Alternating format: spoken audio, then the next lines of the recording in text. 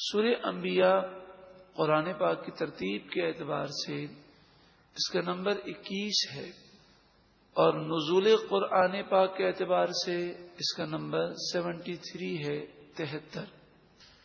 یہ سورت مکی ہے، ہجرت سے پہلے اس کا نزول ہوا۔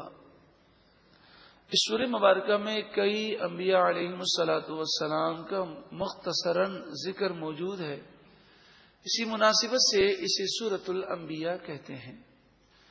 چونکہ یہ مکی سورت ہے اور مکی صورتوں میں کافروں کو ڈرایا جاتا ہے، جہنم کا عذاب، موت، آخرت کی یاد دلائی جاتی ہے۔ اس سورہ مبارکہ میں بھی آخرت کی یاد دلائی گئی اور عذاب جہنم سے ڈرایا گیا۔ اس سورہ مبارکہ میں 112 آیتیں ہیں اور 7 رکوع ہیں۔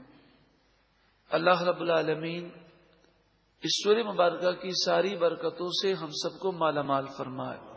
ایک مرتبہ محبت کے ساتھ درود و سلام پڑھیے، اللہم صلی علی سیدنا محمد وعلی آلہ وسلم۔ بسم اللہ الرحمن الرحیم۔ اللہ کے نام سے شروع جو بہت زیادہ مہربان، نہایت رحم کرنے والا۔ اقترب للناس حسابهم، لوگوں کا حساب قریب آ گیا۔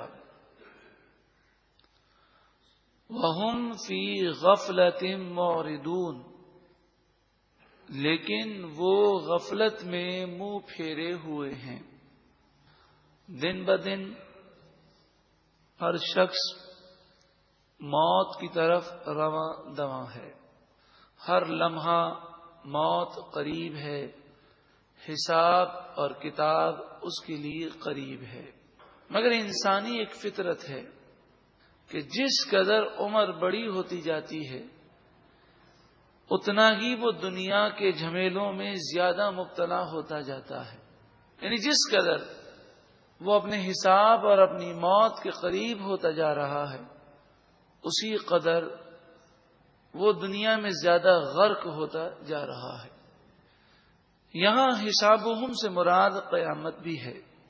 قیامت اب قریب سے قریب تر ہوتی جا رہی ہے۔ ما یأتیہم من ذکر من ربہم محدث الا استمعوہ وہم یلعبون، جب بھی ان کے رب کی طرف سے کوئی نئی نصیحت آتی ہے تو وہ اسے کھیلتے ہوئے سنتے ہیں، یعنی غور سے نصیحت سننے کو تیار نہیں۔ لاہیتن قلوبہم، ان کے دل کھیل میں پڑے ہیں، دل سنجیدہ نہیں ہے، ایک اہم معاملے کی طرف سنجیدگی سے یہ غور نہیں کرتے۔ نصیحت ہے ہر شخص کے لیے۔ آج ہمارے دل بھی کھیل میں پڑے ہیں، آج ہم بھی غور و فکر نہیں کرتے اور نصیحت پر عمل کی کوشش نہیں کرتے۔ وَأَسَرُّ النَّجْوَ الَّذِينَ ظَلَمُوا، کافروں کا ذکر کیا گیا اور فرمایا ظالموں نے چپکے چپکے مشورہ کیا۔ هَلْ هَذَا إِلَّا بَشَرٌ مِثْلُكُمْ، یہ تو صرف تمہارے جیسے بشر ہیں۔ افتأتون السحر وانتم تبصرون، کیا تم جادو کے پاس جاتے ہو حالانکہ تم اپنی آنکھوں سے دیکھتے ہو۔ نبی اکرم صلی اللہ علیہ وآلہ وسلم سے دور کرنے کے لیے کافروں نے مختلف قسم کے الزامات لگائے۔ سب سے پہلی بات، وہ لوگوں کو یہ باور کرانے کی کوشش کی کہ تم بھی بشر ہو، یہ بھی بشر ہیں، ان پر اللہ کی وحی نازل ہو، تم پر نازل نہ ہو، یہ فرشتوں کو دیکھیں تم نہ دیکھ سکو، ان کا یہ مقام و مرتبہ، تو تم بشر ہو کر بشر کی بات کیوں مانو؟ یعنی انہوں نے نبی کو اپنے جیسا سمجھ لیا۔ دوسرے طور پر انہوں نے پروپیگنڈا یہ کیا کہ جب دیکھا کہ لوگ ان باتوں کو سن کر بھی حضور سے دور نہیں ہو رہے، اس لیے کہ نبی اکرم صلی اللہ علیہ وآلہ وسلم کے معجزات اور آپ کے کمالات دیکھ کر وہ یہ ماننے پر مجبور ہیں کہ ان کی ظاہری صورت تو بشریت ہے، مگر اللہ تعالیٰ نے انہیں خوب مقام و مرتبہ عطا فرمایا ہے۔ تو پھر انہوں نے ایک اور الزام لگانے کی کوشش کی، کہنے لگے کیا تم جادو کے پاس جاتے ہو حالانکہ تم اپنی آنکھوں سے دیکھ رہے ہو؟ یعنی نبی اکرم صلی اللہ علیہ وآلہ وسلم کے کمالات کو انہوں نے جادو قرار دیا۔ قال ربی، فرمایا میرا رب، یعلم القول فی السماء والارض، آسمان و زمین میں تمام باتوں کو جانتا ہے، وَهُوَ السَّمِيعُ الْعَلِيمُ، اور وہی خوب سننے والا خوب جاننے والا ہے۔ بل قالوا، بلکہ وہ کافر بولے، اضغاث احلام، پریشان کن خواب ہیں۔ کافروں نے تیسرا پروپیگنڈا یہ کیا کہ جب دیکھا کہ جادو کی باتیں بھی لوگوں کو سمجھ میں نہیں آتی ہیں اور لوگ کہتے ہیں یہ جادو تو نہیں ہے، کیونکہ جادو میں اور معجزات میں ایک بہت بڑا فرق ہے۔ جادو کی کوئی حقیقت نہیں اور معجزات تو اللہ کی طرف سے نشانی ہے۔ تو پھر وہی پر انہوں نے اعتراض کیا اور کہنے لگے یہ تو پریشان کن خواب ہیں، یہ خواب کو وہی سمجھے ہیں۔ اضغاث احلام ان خوابوں کو کہتے ہیں جن کی کوئی تعبیر نہیں ہوتی۔ جب دیکھا کہ اس سے بھی لوگ ان کی باتوں میں نہیں آ رہے، بل افتراہ، بلکہ انہوں نے اپنی طرف سے بنا لیا، پھر کہنے لگے یہ اللہ کا کلام نہیں بلکہ انہوں نے خود بنایا۔ تو لوگ کہنے لگے کہ پھر اگر انہوں نے بنایا ہے تو تم بھی بنا لاؤ۔ بل ہوا شاعر، بلکہ وہ شاعر ہیں۔ شاعر ہر آدمی نہیں ہوتا، تو شعراء وہ اشعار لکھ سکتے ہیں، تو یہ تو شاعر ہیں۔ پھر یہ سوال پیدا ہوا کہ اگر یہ شاعر ہیں تو تم عربوں میں بھی تو بڑے بڑے شعراء پائے جاتے ہیں، قرآن کی ایک آیت کی نقل اور مثل کیوں نہیں بنا سکتے؟ فَلْيَأْتِنَا بِآیَةٍ كَمَا أُرْسِلَ الْأَوَّلُونَ، تو وہ کہنے لگے پھر چاہیے کہ ہمارے پاس کوئی ایسی نشانی لے کر آئیں جیسا کہ پہلے بھیجے گئے، یعنی پہلوں کے پاس جیسی نشانیاں آئیں ویسی نشانیاں ہمارے پاس بھی آ جائیں۔ تو پہلوں پر ایک نشانی، جس نشانی کا وہ مطالبہ کر رہے ہیں وہ نشانی ہے اللہ کا عذاب۔ اب کہہ رہے ہیں کہ اگر یہ نشانی آ جائے تو ہم ایمان لے آئیں گے، لیکن بڑی نادانی ہے کہ جب اللہ کا عذاب آ جائے اس وقت ایمان قبول نہیں کیا جاتا۔ ما آمنت قبلہم من قریۃ اہلکناہا، اس سے پہلے کوئی بستی ایسی نہیں جسے ہم نے ہلاک کیا اور وہ ایمان لائی ہو۔